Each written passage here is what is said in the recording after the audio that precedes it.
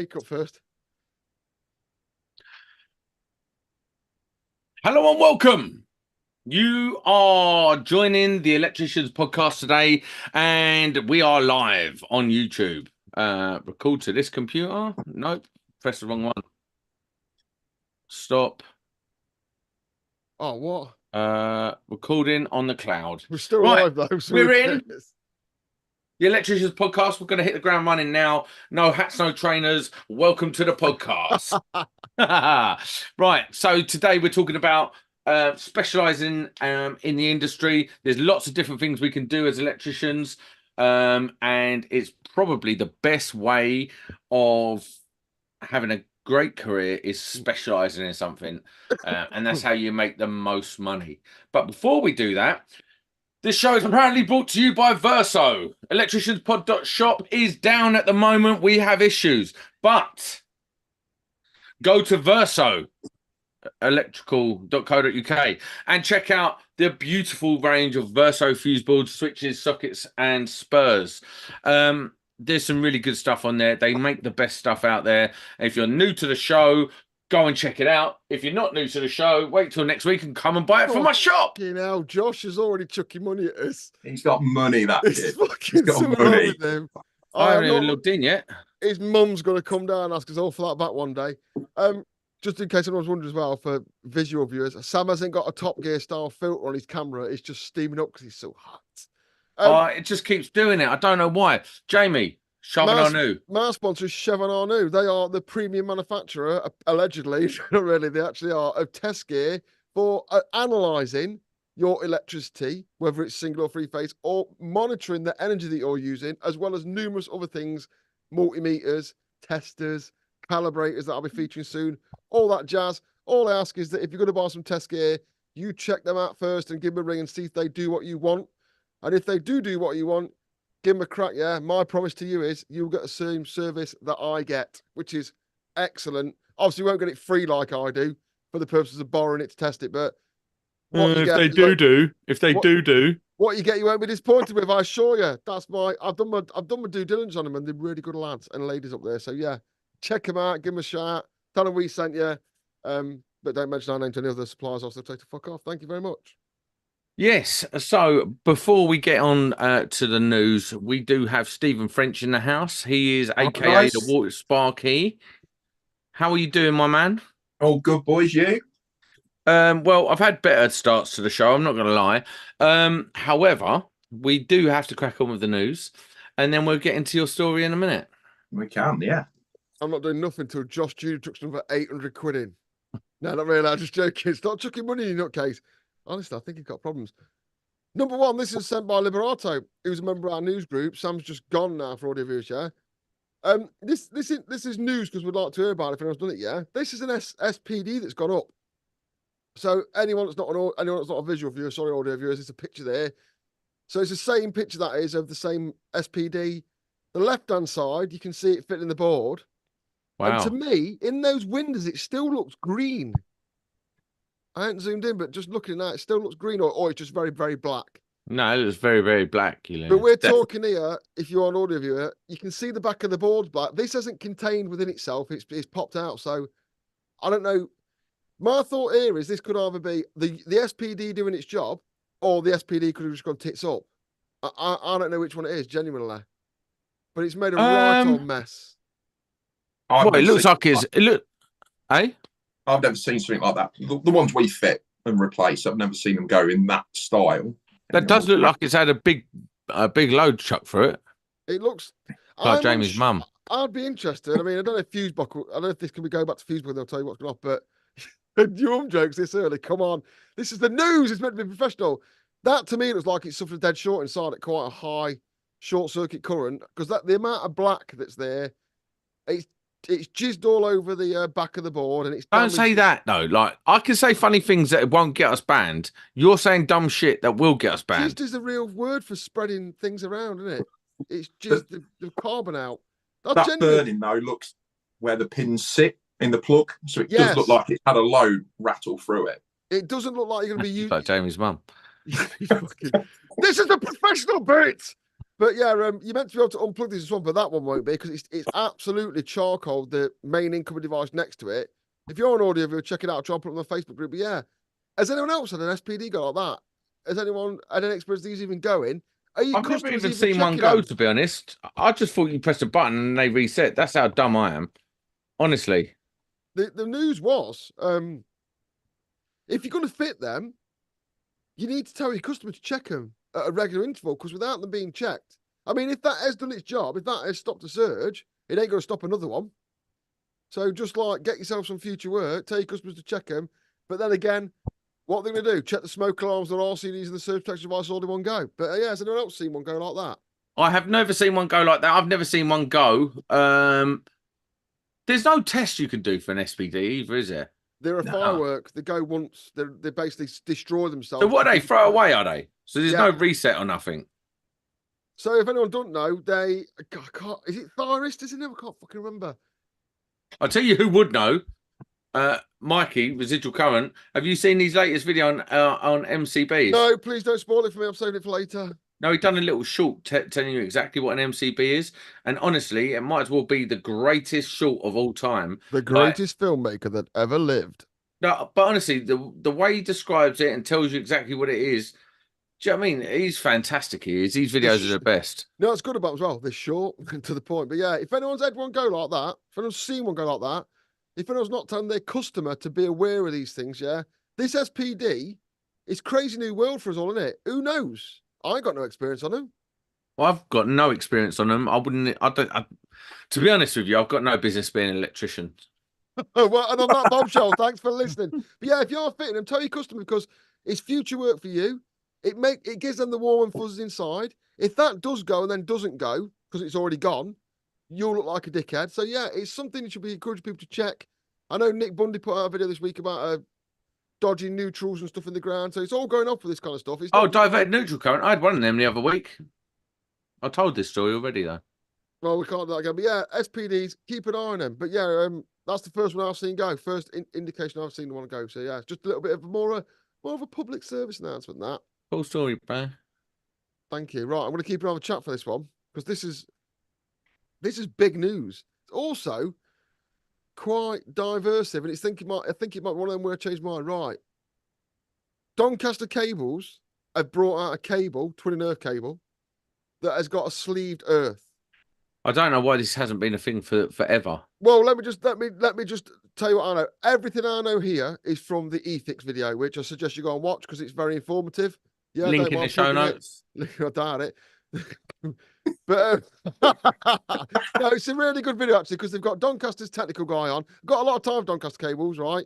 They've got their technical guy on, and he's telling you the facts about it. Yeah, I did email Doncaster Cables, who got back to me. I didn't Instagram them. I said they've got a press release for it. They're like, no. I was like, and I thought, honestly, Doncaster Cables, yeah, don't start flogging your new shit on eFix without having a press release ready. Because when someone like us rings a press for it and you can't give it us, it looks a bit bollocks, yeah, because you think you'd have one. But what the facts are is, it's got a sleeved earth. It's the conductor, the earth conductor. It's not insulated. It's identified. There is no requirement to put sleeving on it, and the cable is the same overall thickness in its entirety as the standard twin and earth, which means they've had to make some changes to the polymers and PVCs used within it. So it's not any thicker, but some room's been made for that insulation. Does that make sense to everyone? Yeah, that's really cool. I think it's fantastic. As long as it's not £8 more drum, it's decent, isn't it? Actually, in the eFix video, it says their guarantee is it's the same price. So do you know what? Then they will completely take over the market, because I don't want to be carrying around. There's nothing worse than you fit in a socket and I don't know, you're at the top of a block of flats and you've forgotten the sleeving in the car, and you look at that bit of tape, that bit of earth tape that you've got rattling around in your toolbox, and you're like, shan't I? That's just takes that, like, that's a no-brainer. I honestly don't understand why this hasn't been a thing before. Can I tell you what? I don't want to be that guy, but that's my job. Right? Yeah, it is. First of all, Doncaster Cables, yeah, they're the only people innovating cables. Fact, right? I ain't seen no other cable manufacturer innovate cables. So yeah, I'm not knocking Doncaster anyway, but I'm just here to offer my devil's advocate type thing. Yeah, It's the same physical size. They've changed the properties of the cables. So when I write my test sheet, do I write PVC or do I write something that's like PVC? I'm guessing No, you don't. I'm guessing it'll have its own BS number. I know they've gone through basic approval, yeah. They sort of admit in the video, to be fair to them, it's hard to be devil's advocate here. They admit in the video it's very, very thin. The identifier, it's not an insulator, that's what they say, is very, very thin. However, it is there, and as long as it doesn't snag or get torn or ripped, you don't need to sleeve it, is what they say. Yeah, but that's brilliant. It's good, but the only problem I can see is how the new cable acts. What do you mean? It's cable? It ain't gonna act Well, no no, different, but well, it's not gonna come with an attitude, is hang it? on a minute. Anyone in the comments, you fucking dick. Anyone in the comments that's installed low smoke and fume cable would strongly disagree with you, because low smoke and fume cable is an absolute nightmare to install. It twists me.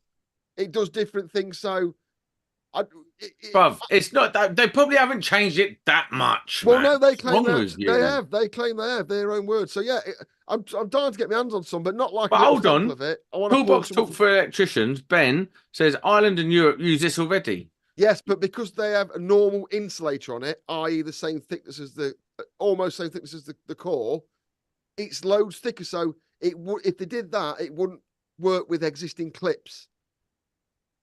Oh, okay. So Irish cable, it's one of the Irish lads will come on. So I know there's a couple in the chat, like what's his name, who was smuggling butter across the border at Christmas. He will tell you their cable clips are different. They're bigger to cater for it. So what Doncaster try to do is make sure that everything that's around for Twin and Earth already, cable clamps, grips on downlights, all that shit, is compatible with it because it's the same overall outside physical size. That's the secret sauce. They have used the brains. I think that's fantastic. It is a great idea. There's no downside to that. The only downside is for me, it's stripping it for the scrappy. There's more to strip. Yeah, that's true. Yeah, that's the problem for me. Yeah, but you ain't stripping 2.5, are you? The apprentices, though. No, I see. The one I ain't thing stripping is, 2.5. what I wouldn't. The only thing I can see happening is wholesalers now start buying the Irish cable, which I think has got a BS number, and selling that, and just selling bigger clips. Because it seems to me like Doncaster they've got. But if it's no more money, bruv, then why would they? Why would they sell anything else? Doncaster Cable's got it wrapped up now. Because if that doesn't cost any more money, there's no downside to it. If you're a wholesaler, there is no reason not to sell that, and there's no reason for an electrician to buy the other stuff. I mean, time will tell, but what I'm saying is Doncaster done the typical stuff we do in Britain. I'm not knocking this.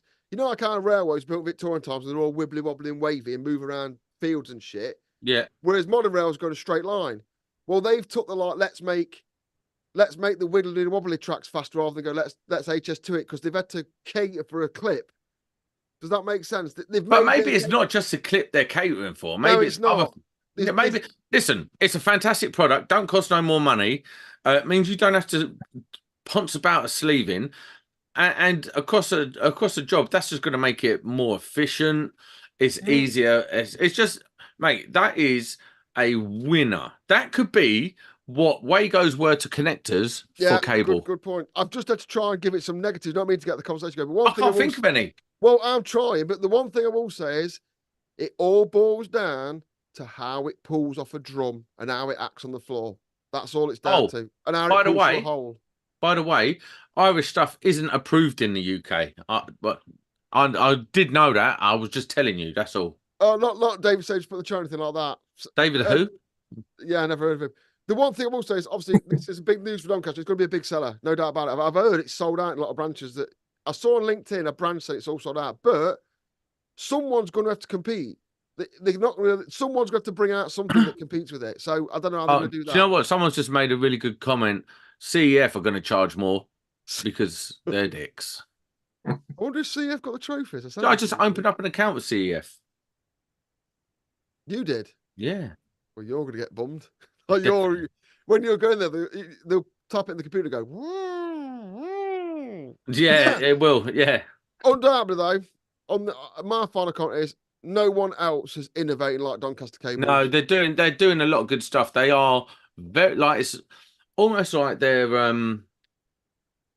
like a passionate little like these little, like these little, I don't know, like a knife making place in someone's garage. Like they're just sort of really taking that sort of like artisan method of doing stuff, and like this specialist. They're really, what they're doing is fantastic for the industry. They're really trying hard to make solutions for the industry, and I love it. They've got in-house R&D and testing. Someone's put in the comments, Spark Electric put Doncaster cables too expensive. Yeah, you get what you pay for. Someone's cutting corners somewhere. Like, if you get a load of cable from Doncaster, I'm not saying that, I know it's happened, yeah? If you get some cable from Doncaster where it won't pull apart and you ring them, they're going to deal with that for you, because I think they take that quite personally. They do, 100%. I've had that experience. I've had that. They are bob on. They'll be like, right, yeah, to the sorry, meter. we've cocked it They know to the meter. or the chalk's wrong or something like that, and you'll get that service, yeah? If you're on a big job pulling in 50,000 meters of cable on a big industrial job and your arm goes tits up, you need to speak to a UK manufacturer you can trust. Whereas if you've been and bought it from one of the many Turkish manufacturers, you might not get the same level of support from you. So that's I'm telling you now, the fact that, I don't know, how much is a drummer cable at the moment? 70 quid for 2.5, something like that? £76, something like that? Not got a clue. So say it's 70 quid for Horizon or whatever, right? And then Doncaster are charging 80 quid. I think I still go Doncaster cable. But like, because I ain't paying it, the customer's paying it. Every interaction I've had with Doncaster over the years has been more than positive. I don't think they like the podcast too much, but I don't care. I couldn't give the fuck if they ate, man. What I'm saying is every interaction with everyone's been great, right? So that's like, when I was working at college and I rang them and says, can you send me a load of cable? Do you know what I did? Send me a load of fucking cable. So if they think if they think we're an absolute pair of pricks, I'm still saying every interaction with every Doncaster has been good, and it continues to be. So yeah, let's see where this goes. I reckon. Yeah, I do think they're doing great things in the industry, and this is reflective of it because it's fantastic. I think that's a fantastic idea. And if they get another free advertising, send us a drum. So I just want to drag it out of the car park and see how it pulls off, like Sam's mum. Not that. But can I say something though? I wouldn't be using. I don't use them things. I can't think tonight. But you know the jacks. I just drag it. One thing about a twin nerve drum, I've done a bit of that special time. Yeah, I ain't getting no jacks out. I want to drag the drum around, let the drum bounce around. If your ends fall off, this is how I know you're dumb. There is something from Super Rod. What's it called? Cable mate things. And they screw on and they turn like you can repair a broken drum with them. Or you can just put it on and it pulls off so much easier. Just like your mum. Than the jacks. So much better than jacks. I want a drum to be able to take 100 meters being knocked around. To be honest, that's one of my requirements for cable.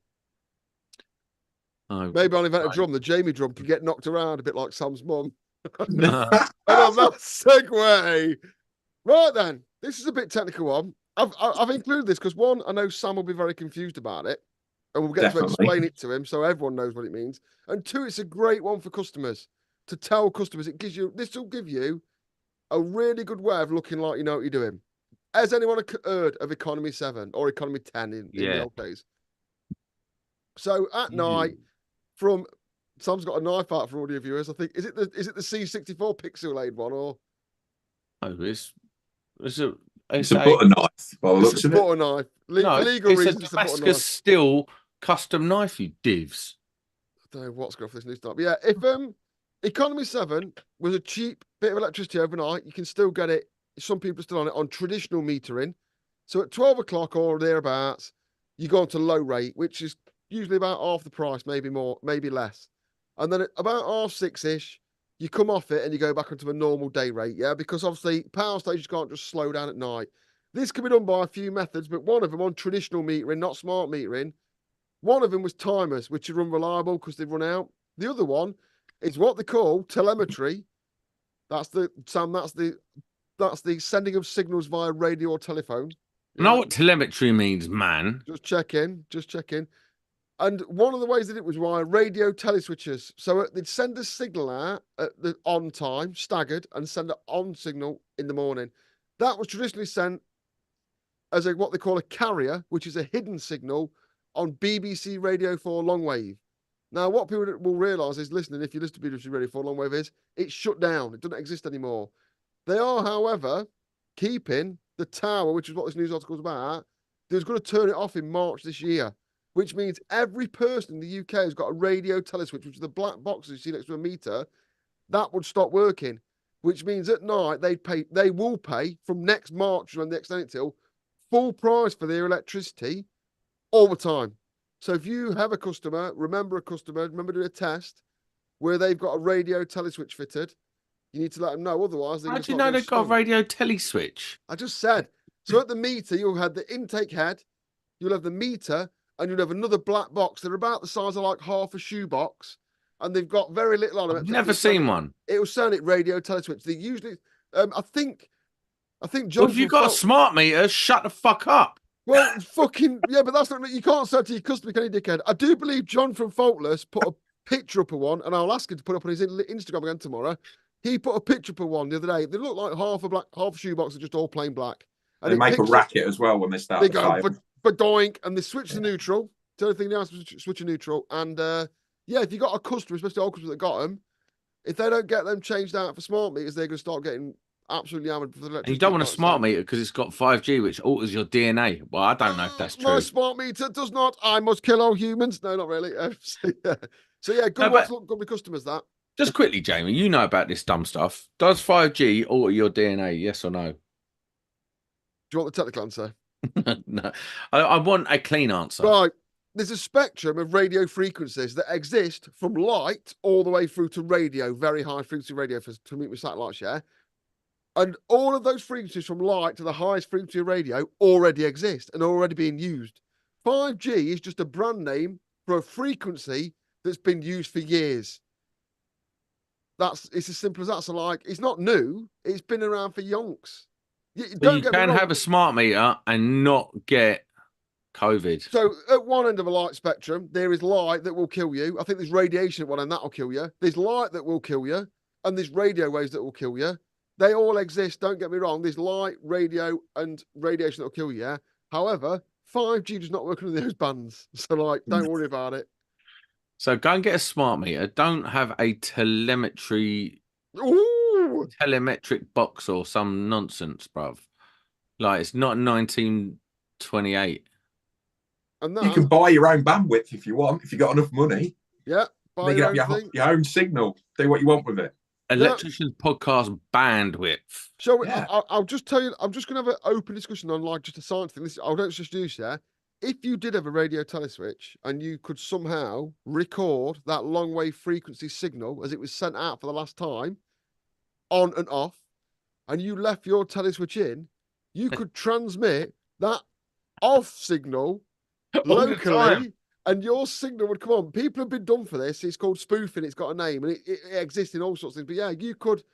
And if your signal, say when they turned it on to low level for last time, you covered your radio teleswitch in tinfoil and created a Faraday cage around it. It never received the off signal.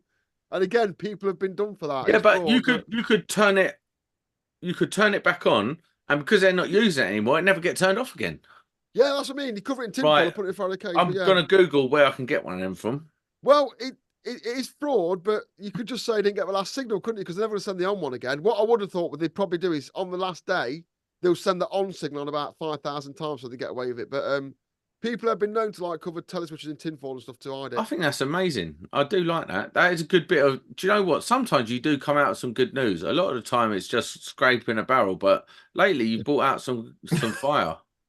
People are sending it in. No, as well. do you know what, Steve? A lot of the news that we do, like we either rob it from eFix,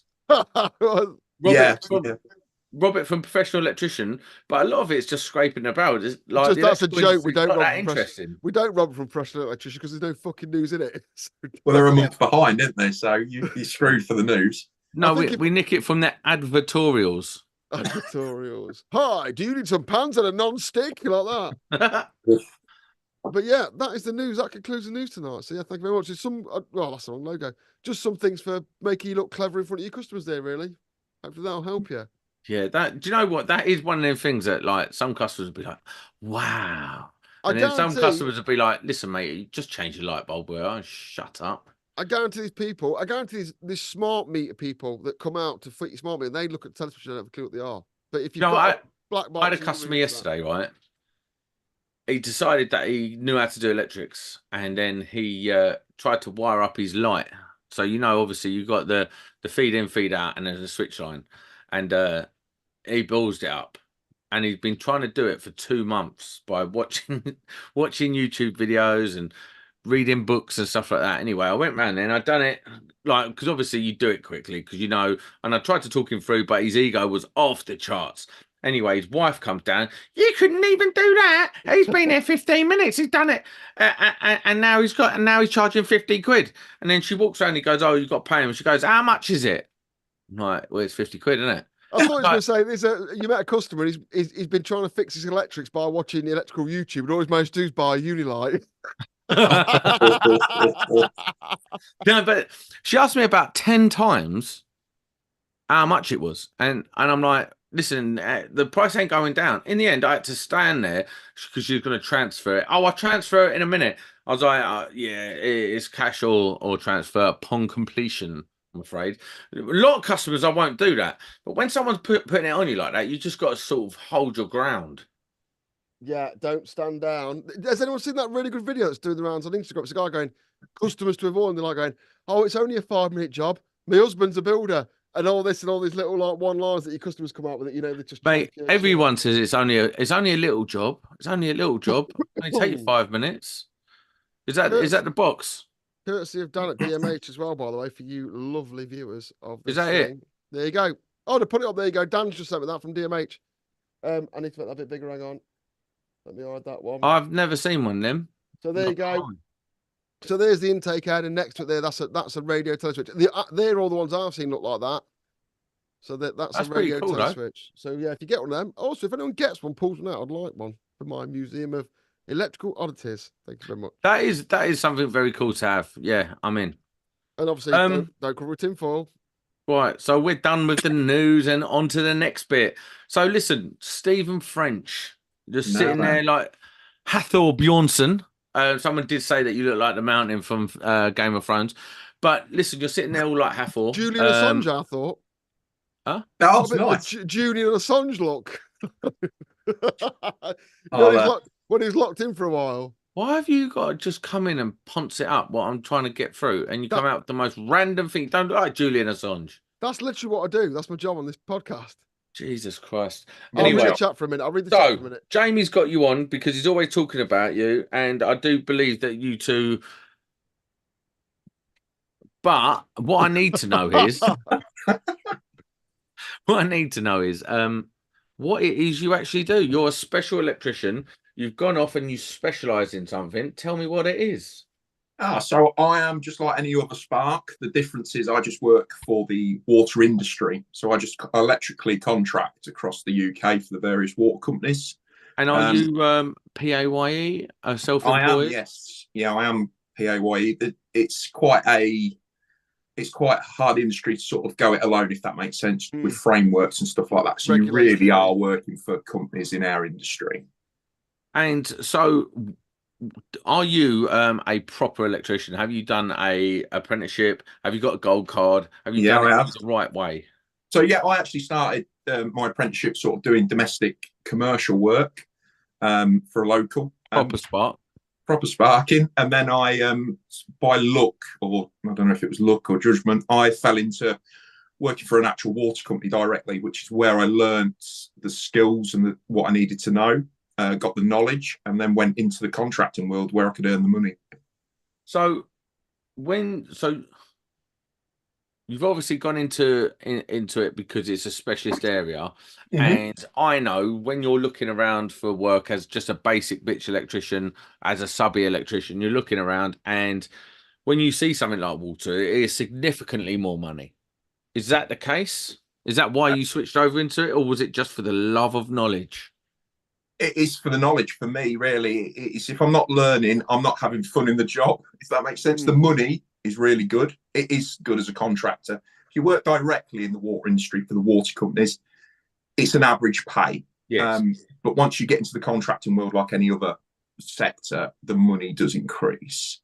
But with that comes the responsibility, and you do need the knowledge. So you are expected to work. And you have to have a special course to go on it and all that, don't you? And No. then you have to have. Do you not have to have like a water pass or something? So you need if you're working with wastewater, there's not much you need to in ticket wise. If you work with clean, wholesome, what we call wholesome water, or drinking water, you need a hygiene water card. That's just a half a day course. That is just do's and don'ts of what you can and can't do. Follow the legal legislation, of it, and you're away. So there isn't a lot you need to get into the water industry if you want to work in the water industry. So what part of the country are you based in? So I'm based Cambridgeshire or Cambridge. Oh, right next to that house bashing company that will not be mentioned. Yeah, I've never heard of them. Oh, okay, sweet. Are you drinking whiskey tonight, mate? Yeah, sorry, am I allowed? On a Sunday night? I used to do it all the time. I have to drive home now, so I can't. It's done.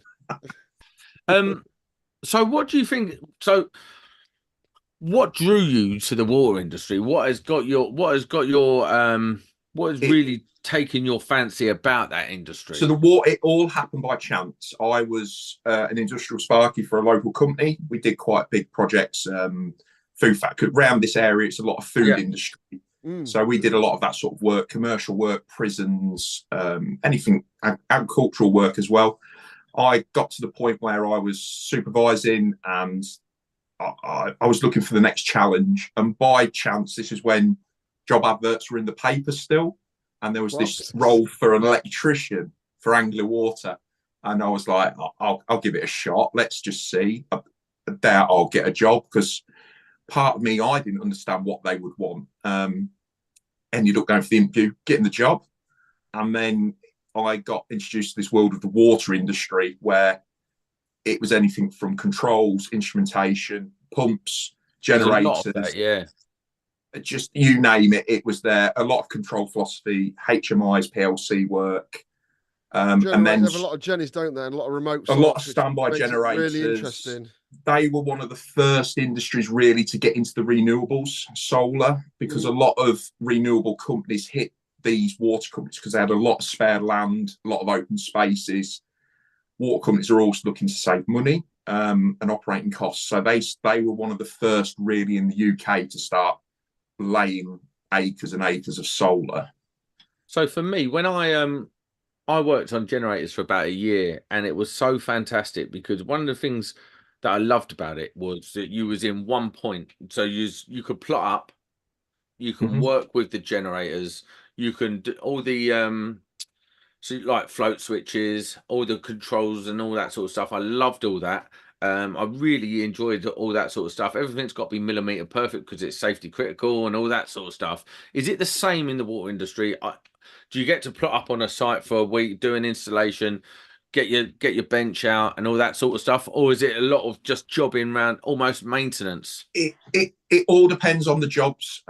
You can have contracts where you could be there for 2 years doing an extension to say sewage treatment works or a water treatment plant. That could be a 2-year project. You could have day work. You could have I don't know, say like a 4-hour job just to replace something.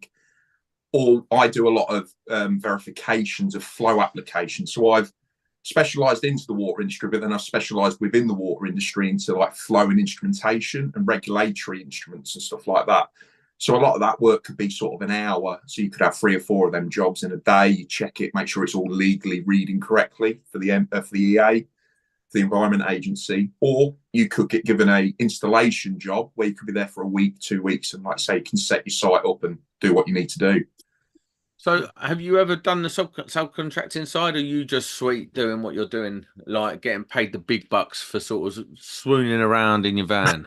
Yeah, I've always thought about it, but again, in the water industry, there is the opportunity to subcontract, but you need to make sure you have the right equipment. A lot of it we can do confined space work, so you're expected to have all that equipment. Yeah. There is the calibration of that every 6 months for lifting, just for man riding equipment. So there is a lot of outlay if you're a subby. So where the pay, on the books, the pay way, it kind of is better. I do know a lot of subcontractors that work in the water industry and they do make it pay, but I think you need to get with a company that's got the regular work, and you know, you need to really forge them relationships. Is there a lot of ATEX? There is a lot of ATEX. A lot of So the ATEX. wastewater, especially. That's a great qualification to have as well. And obviously, SWAT as well. I'm guessing everything's got a standard entity you've got to work to, because obviously remote sites, they don't want to be going back there. It gets done to quite high, last bastion of high standards. Some of the infrastructure companies. Yeah, it gets done proper. It gets left in the middle of nowhere till it basically falls to bits. Pretty much, yeah. It's quite high standard work.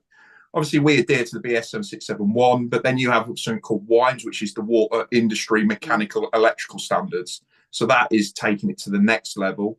So that is, and then you have the custom specifications on the top of that, and then you will get into the realms of ATEX on top of that. So there is a lot of standards we work to, which theoretically, if I went to a water site in Brighton and then travelled to one in Newcastle, theoretically the installation should be the same, because we've all followed the water industry standard, if that makes sense. Where's the ATEX coming from? Why is it explosive? Is that because of chlorine?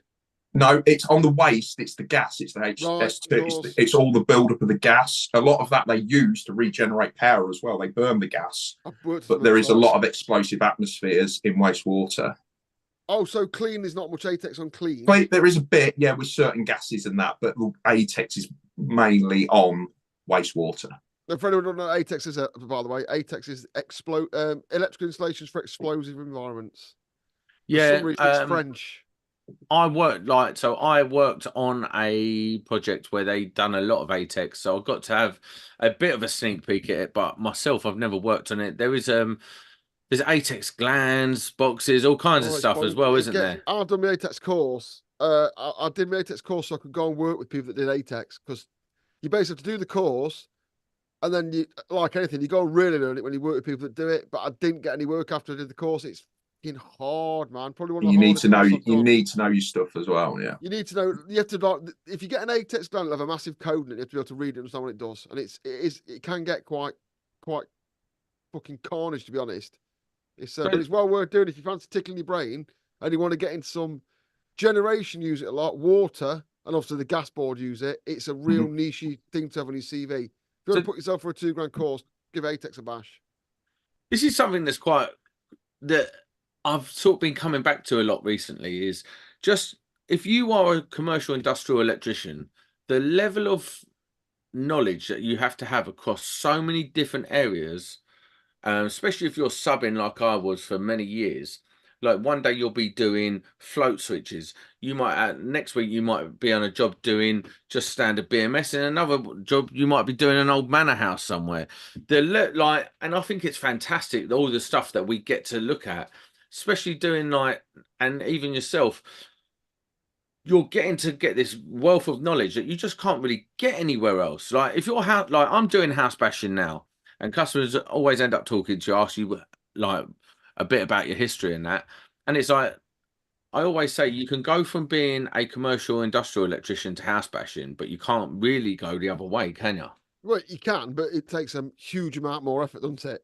Yeah, but I could go and work next to any house basher, not any house basher. Oh, you mean work next to me on the site within a few days? Within, say, a month? Yeah. You struggle. You would struggle to just hang up your house bashing tools, go and get on a train, go uptown, and just take any job that comes.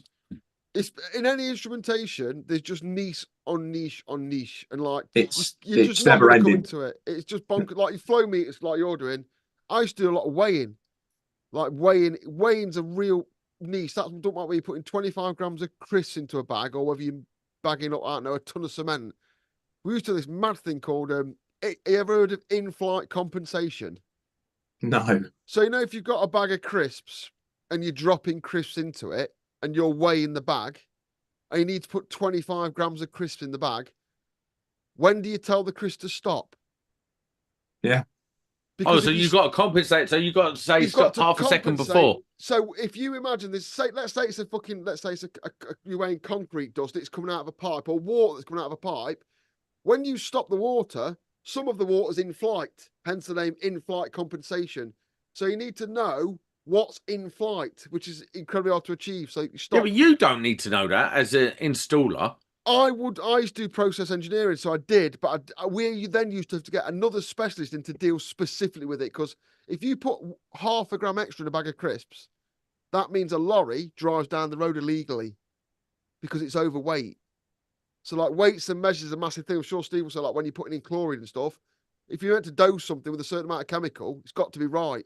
And calibration, calibration's a crazy bag.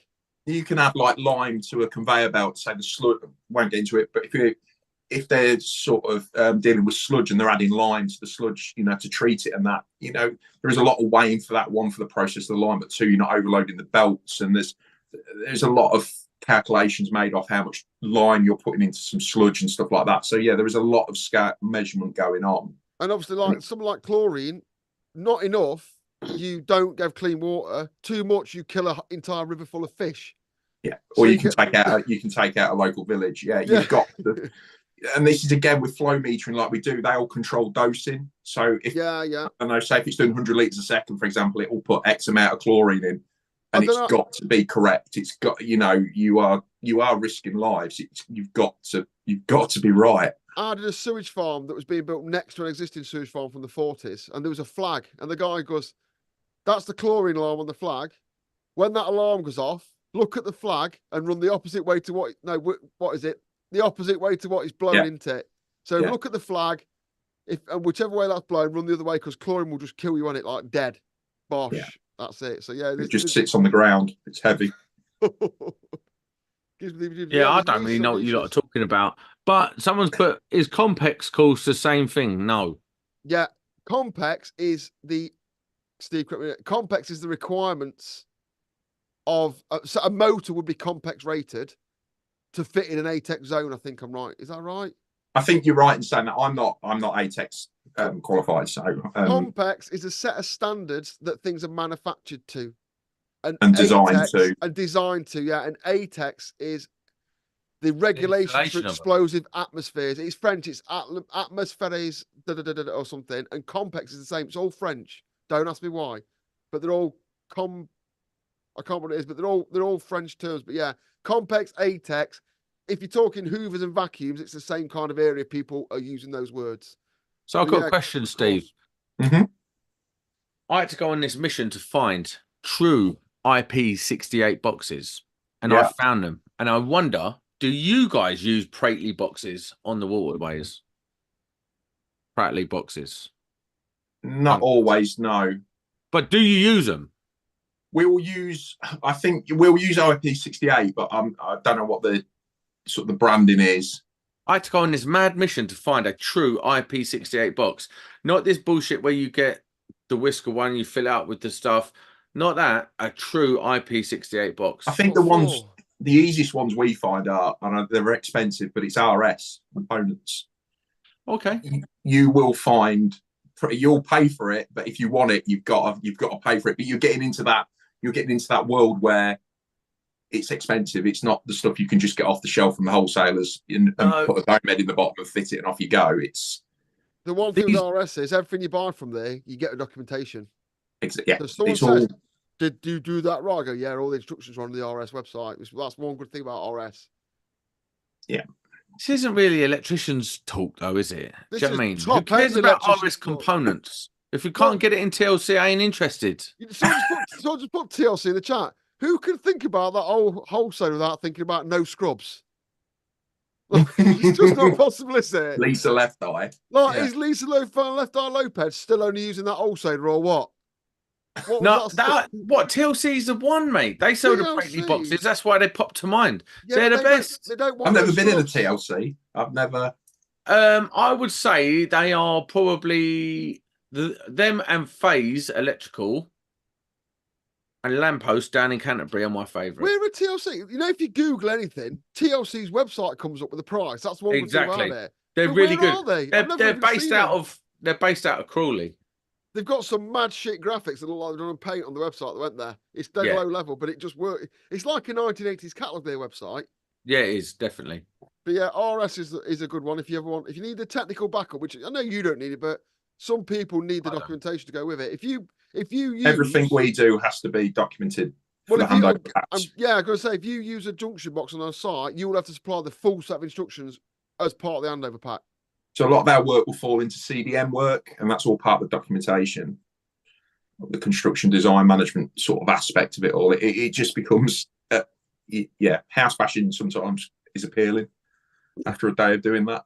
Anyone that's ever put together a handover pack, which is all the instructions for something, you do wish you were dead when you're doing it. It's like, could be 8-10 ring binders of CAC, basically. I have not Interesting. I'm not. It's just a bit different, Mr. House Basher. No, do you know what it is? Like, so I've got into house bashing and I'm absolutely loving it. I'm so happy about what I'm doing at the moment. I'm so happy about the way everything's going. I literally can't imagine doing anything else right now. But I am loving it that much. There's people out there that you took like gear change, ain't you, gone down a bit, like a bit more chilled out. Still got a high skill level, but it's more chilled out on maybe the admin paperwork and that. But they're obviously house bash out there. They want to up the game and go, I want to be a complex electrician. Everyone's always going up and down in the trade, aren't they? Oh, mate, on the way. Absolutely. Like, I've not really had a direction for the last 10 years. I desperately wanted to be an electrician. I desperately wanted to be it's sad, but I wanted to be an agency electrician just because I had no ties to nothing. I can come and go as I please, earn 200 quid a day, and I was sweet. And then I got a wife and a child and a life, and I was like, well, that's not cutting it anymore. I need to up my game. And then obviously I've been treading water for a long while, and I've got myself into the house bashing side of things, and it's phenomenal. Like, I don't know what I've been doing all this time. But like you say, Jamie, just being a house basher eventually will not be enough for me. Like, yeah, I say I'm specializing in just turning up because most people don't.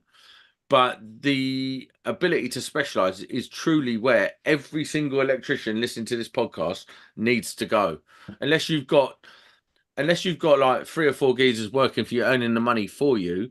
If you just want to be a one-man band, or you just want to be your own guy, you really, or even working for someone, if you're just a bang standard electrician working for a company, you're only really going to ever earn 40 grand a year. Who could do? I'm not knocking people who've done this, because there are people who've done it. I know it's popular in this, like in the years gone by.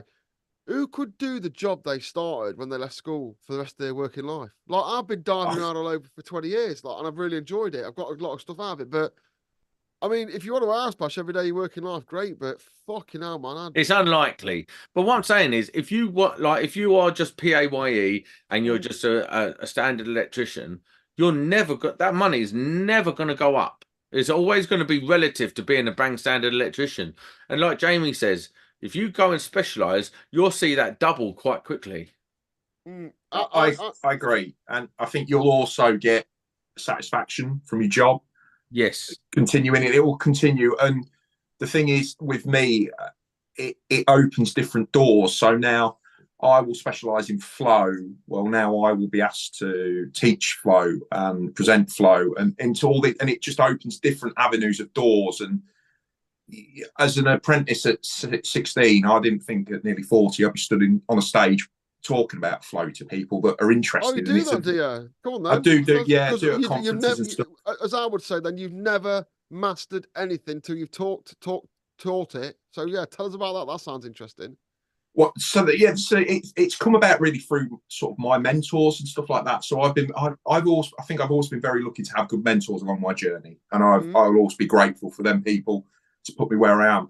And a lot of them have progressed in front of me and they've gone down sort of this route. And the talking about the flow and teaching it is one, it's giving it back because people need to learn as well. Someone's took the time to teach me, so I'll take the time to teach someone else.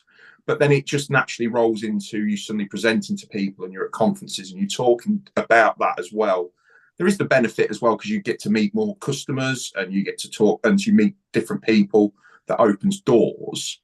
But it does allow that sort of knowledge building as well, because you've got to know the stuff to talk about it. So you don't want to stand on stage and be a bit like, it's helped my development. Because the problem with that is the only people that are going to come and watch you talk about that are people that fucking know what they're on about, or want to know what they're on about, or are into it. So you really are setting yourself up for a massive fall if you crash and burn on stage. Exactly. Like yeah, it is. So it's definitely a progression of a career. And it's just the way it's led me. It's not something I've planned to do. Someone put, "Why are you bashing? Why can't you do it more carefully?" Bashing. Where did house bashing come from? That nickname, I've never known. There's two that I know of, and they're both not about like delicacy. One's cottage walloping and one's house bashing. I never get where it's come from. I don't know. What's that regulation on the wall behind you? It's either the Electricity Regulation or the Factories Act. It's the Factory Act. Yes, I'm such a geek. I found it in a skip. Long such story. a geek. I knew we were. Yeah, how happy Jamie would have something like that in his office right now. I've got one. Happy with that. Look, wait there. I've got this one. I've got this. Mouth to mouth breathing. That's like an sign, and I'll just show you a really good one. Actually, this is well off topic. Wait there. It's such a child. I rescued this from a substation that was built in the 1910. Oh, look at that. So that is, even you like it up. So this one, look, this was built in 1910, and this is the second edition of the electrical safety rules, 1955. And then what's really good about it, why I say this, wow. You see the resuscitation on there? That's how to resuscitate your mate when he gets electric shocked. The guy's wearing a flat cap, and he's wearing a waistcoat. He's bumming him, to be fair, though. And that's what you do, because the old CPR, you didn't press on the chest, you brought their arms in like that. And it tells you that. And if you film for a minute, I'll read you a quote on here. I know it's on it. It basically says something like treatment, drinks.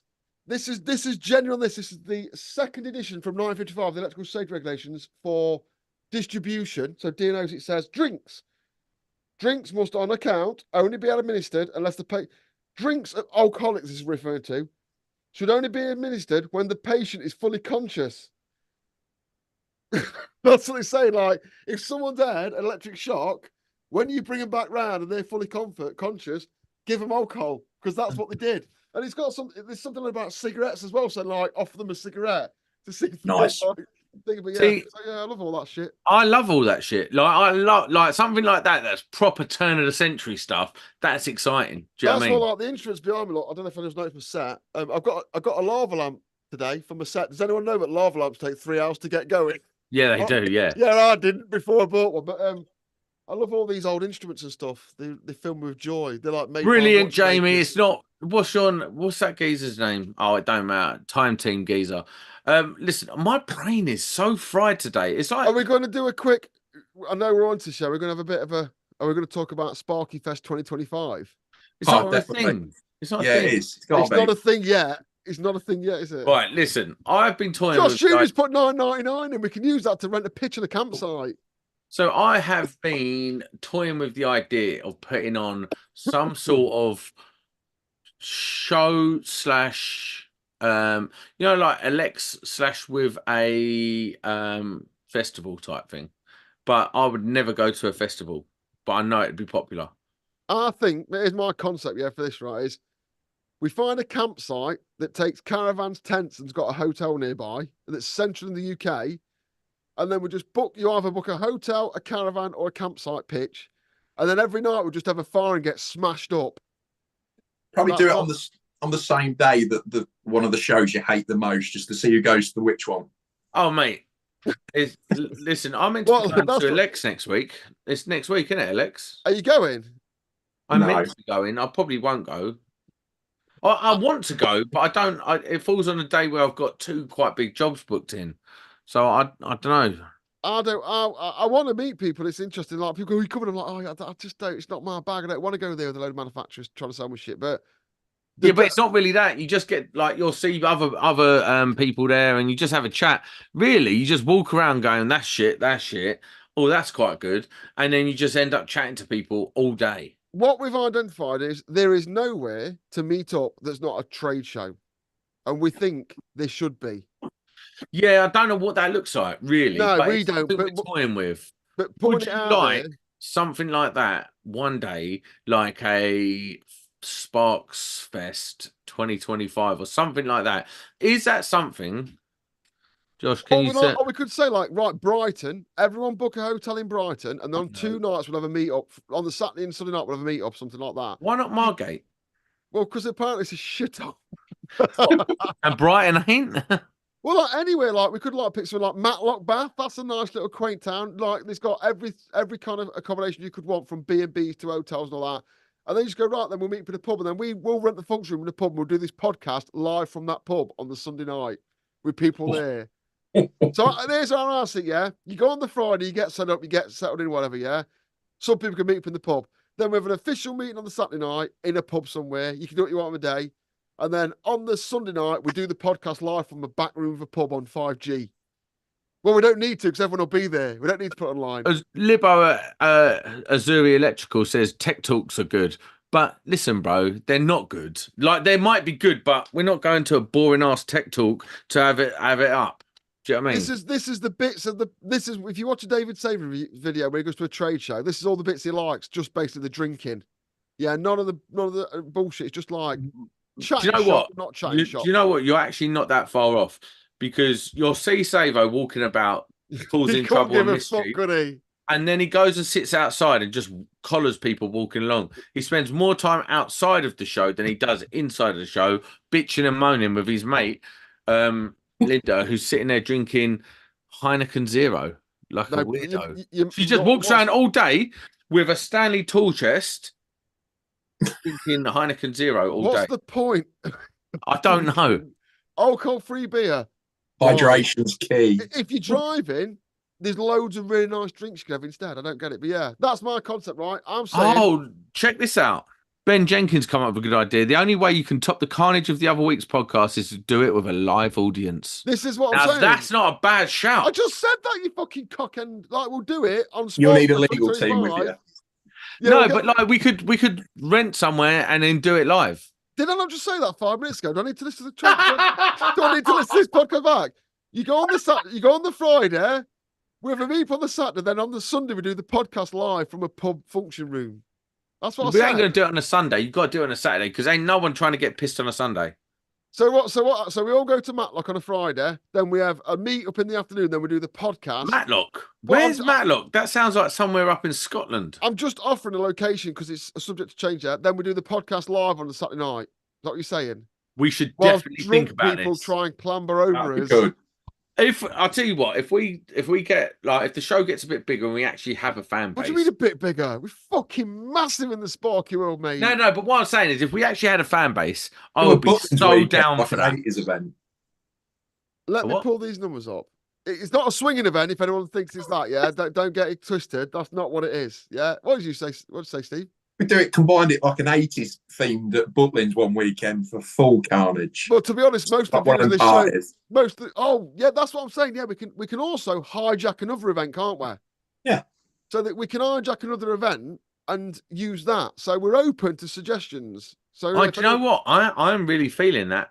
The Electricians Podcast live.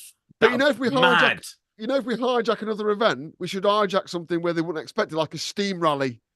Oh, do you know what? You know what I mean? All I know, something for a product. No, we should definitely. Do you know what? We should definitely book it for an Alex, and then just do it near Alex, so everyone comes. Mate, you won't even go up. You won't even go up against Efix on a live. Never mind, go up against Lex on an actual meetup. About? We can't beat Efix. They've got a massive fan base, way bigger than us. I didn't say we could beat it. I just said we could go up against them, and you went, "Oh no, I don't want to upset anyone." When did I say that? You did. Was you on Travel all the time? I don't know. I'm on Travel now. Oh, we could do a meetup. We got 2,500 views last week, which took us about 2. We've got 2,000 views. 2.2. I think we may have. When did we get 2.2? Now I'm looking at it live now. I've just uploaded it. John obviously kicked it off. Yeah, John took it above 2,000. Right. All right. Big show for us. Last week we did 2,500. We could definitely rent the whole of Butlins. And we'll get some celebrity sparkies down there, you know what I mean? We'll rent some. Yeah, listen, I think we've actually stumbled across something I'm very excited to do. I don't think we've got enough of a fan base to do it. You need like 50 maybe people. 50 people. Nah, you need 100 people, really. What I'm saying is if it's another event, you talking 50 people, you can't talk to 50 people. It's too many as it is. Plus they'll bring the hangers on like the wives and shit or whatever if you have a weekend of it.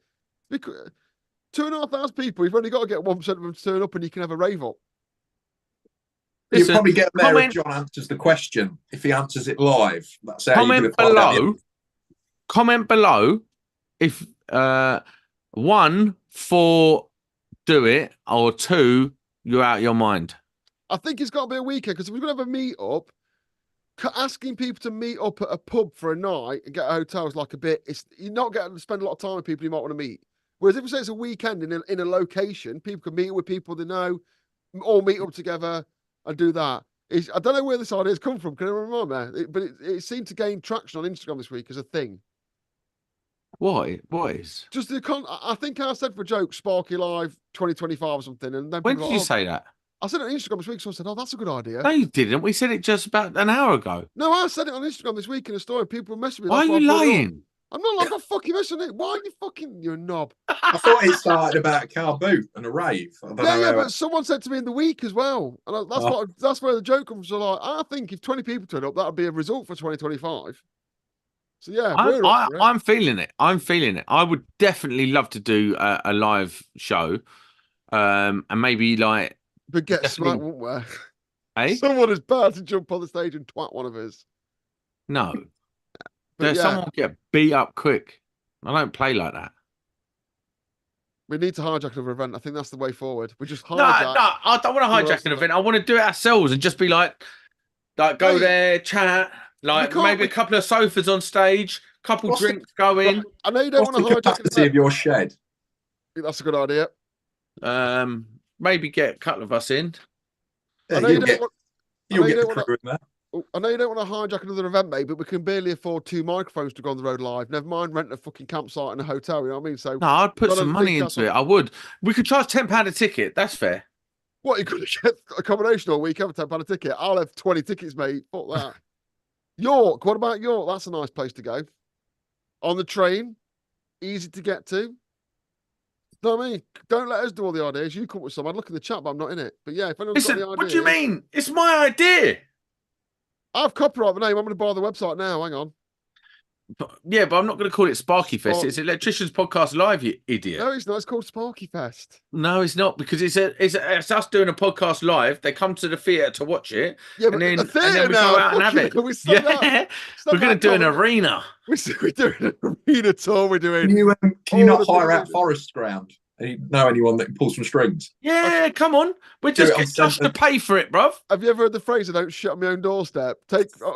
I work at a football club, and what we'll do is we'll rent it for the weekend for fucking 50 sparks and smash the place up.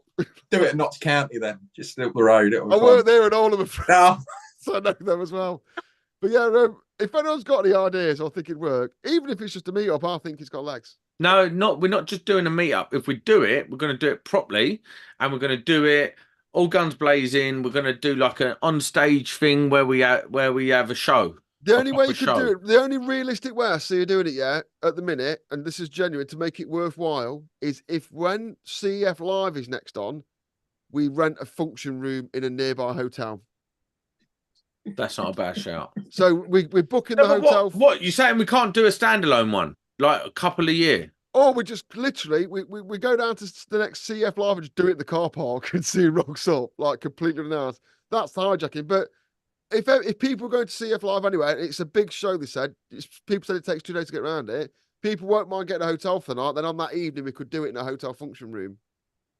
That's not a bad shout. But CF Live's not till next year.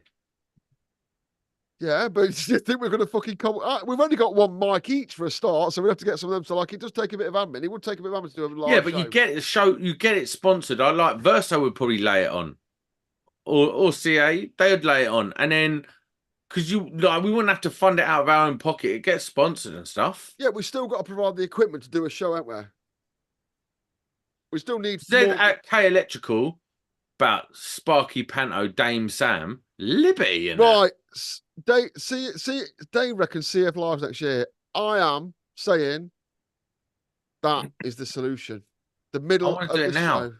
Well, we can't do it now because we're doing a podcast. But yeah, I'm saying that's so far it's the best idea we got. We'll rent a function room near the NEC. We'll tell people what hotel it is, and then we'll bash it out. I think this is a very good idea. You've heard it here first. Sparky Fest 2025. Sparky Fest. Sounds like an ice cream. Sparky. That's crazy. We need to get some voiceovers. Sparky Fest and all that. So yeah, if anyone can help us out with that or give us an idea or got any good ideas, let us know. In the meantime, we're going to try and save up for 4 microphones at least. I need to. And Right. the only thing we do need is security. We don't need to. You're such a pussy. That's Someone- what. This is mate, a real reason you won't go to these things because It's you not gob me. off. You gob off on Instagram and you go there and you're shook to go there. Yeah, but they'll go for you, won't they, first? Because you're squidgier. Oh, listen, I'll punch up anyone. Don't worry about that. That's what we need security to protect the audience from you. I got banned from Twitter this week for saying I punched up a cyclist. Really? Well, Yeah. you didn't hurt any real people. What's the problem? No, I did. I was telling a story about how I punched up a cyclist. Yeah, that's what I mean. No real people got hurt. What's the problem? I don't know, but I got suspended for 24 hours. No, 11 hours. 11 hours. So random. You wanna 11 speak to- hours and 20 minutes. It come up with a timer. I was like, what? Cyclists. Oh, yeah, there is. I know what's like. You know about that dickhead cyclist like takes picture of people on the mobile phone to send to the police to get all excited about it. Yeah, Guy's a dickhead. I mean, I don't agree with people driving on the phones. Don't get me wrong. we all do it. Everyone does it a little bit, but I don't agree with it. Yeah, but that cyclist who deliberately goes around recording people through their own window just so he can get an order about it. It's just too much. It would be. Right, listen. Electricians Podcast. We're out. Sparky Fest 2025. It's happening. Bye. Bye.